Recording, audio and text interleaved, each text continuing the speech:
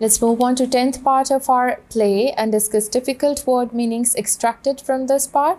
First word is fuss. It means show unnecessary or excessive concern about something, yani ke hangama. Second word is break off. It means abruptly stop talking, यानी बातें वगैरह ख़त्म करना. Third word is impersonal. It means not influenced by, showing or involving personal feelings, यानी गैर ज़ाती. Let's move on to its explanation. And then Hannah, having finished with the tea table, goes out. पिछले scene में हमने ये देखा था कि हैना टी टेबल लेके आती है, उसके ऊपर सारे कप्स वगैरह अरेंज कर रही होती है रख के, और मिसेस मेल्टन को ये बता के कि जो भी उन्होंने रीथ ऑर्डर किया था फॉर वॉर मेमोरियल वो गार्डनर लेके आ गया है, ये बता के वो वापस चली जाती है. Mrs Merton, come and have your T Henry, अपने भाई को कहती है कि आके चाय पी लो.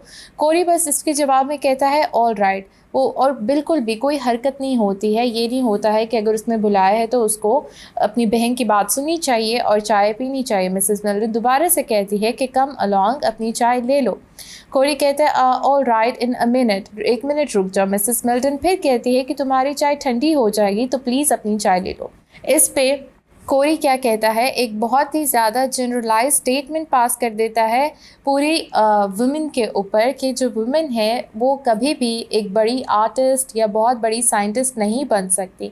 यहाँ पे कोरी का हमें शोविनिज़म नज़र आता है, मिजाजिनिस्टिक व्यूज़ नज़र आते हैं, हेट्रेड नज़र आता है वुमेन के लिए कि कैसे वो वुमेन को लेट डाउन कर रहा है, लुक डाउन अपॉन कर रहा है. कहता है कि always willing to break of things. पहले वो कहता है कि बहुत ज़्यादा सरप्राइज होके कि ओह हाउ वुमेन डू फस, कि हर चीज़ में हंगामा बना देती हैं. Your sex is most extra ordinary. किस लिए एक्स्ट्रा ऑर्डनरी है? क्योंकि तुम लोग पूरी कंसंट्रेशन के साथ एक चीज़ को पहले कंप्लीट करके फिर दूसरी चीज़ की तरफ नहीं बढ़ते हो, बल्कि एक चीज़ को नामुकम्मल छोड़ के दूसरी चीज़ स्टार्ट कर लेते हो. तुम लोगों के पास कोई डिवोशन नहीं है, कोई मोटिवेशन नहीं है, कोई कंसंट्रेशन नहीं है. और यही रीज़न है कि आज तक कोई भी वुमेन एक बड़ी आर्टिस्ट या साइंटिस्ट नहीं बन पाई.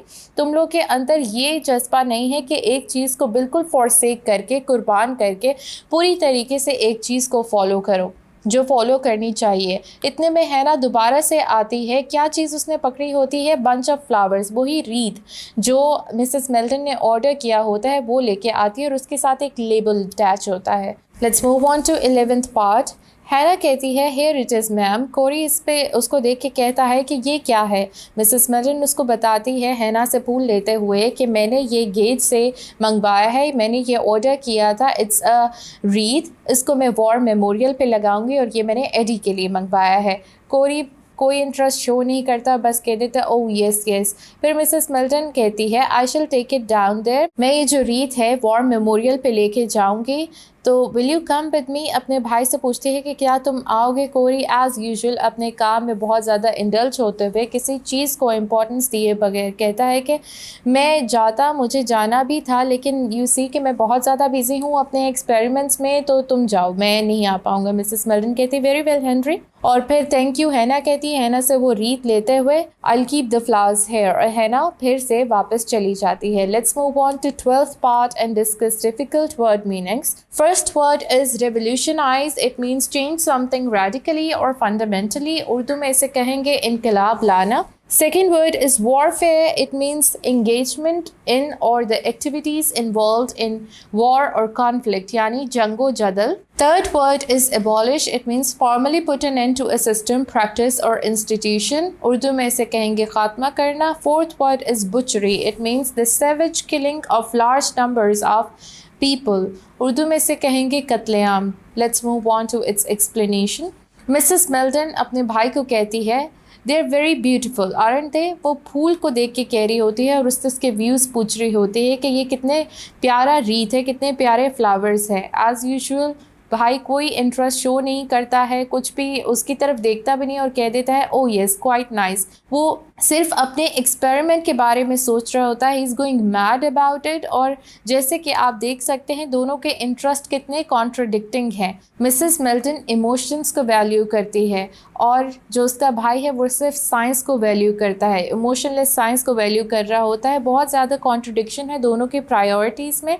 जब वो फूल दिखा रही होती है बस ओह येस येस क्वाइट नाइस कह के कह देता है Charlotte, this invention of mine. अभी आगे बढ़ने ही लगता है कि मिसेस मेल्टन उसको बीच में इंटरप्ट करती है और कहती है कि क्या तुम्हें और चाय चाहिए। कोरी कहता है कि हाँ, और अपना जो खाली कप है वो अपनी बहन की तरफ बढ़ाता है, वो उसको फिल करने के लिए लेती है और फिल कर रही होती है। इसी दौरान दोनों के बीच में फिर डायलॉग्स एक्सचेंज हो रहे होते हैं। कोरी कहता है कि I was saying this invention of mine will revolutionise warfare, कि ये वॉरफेयर में एक बहुत बड़ा इनकलाब लाएगी। ये सुनकर मिसेस मेल्टन कहती है कि रेवोल्यूशनाइज करेगी, क्या ये वॉरफेयर को बिल्कुल ख़त्म कर देगी, एबॉलिश कर देगी। कोरी ये सुनकर बहुत सरप्राइजिंगली कहता है एबॉलिश वॉर, वॉर को ख़त्म क्यों करना है, बच्चों जैसी बातें मत करो।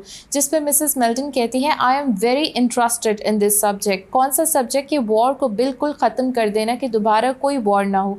It seems to be more important than anything. ये चीज़ उसके लिए इम्पॉर्टेंट क्यों है? क्योंकि वो एक बहुत ही मुश्किल फेज से गुजर रही होती है। उसने अपना हस्बैंड, अपना बेटा दोनों खो दिए होते हैं। वो कह रही होती है वॉर को कि ये एक organise butchery of young people, young boys है।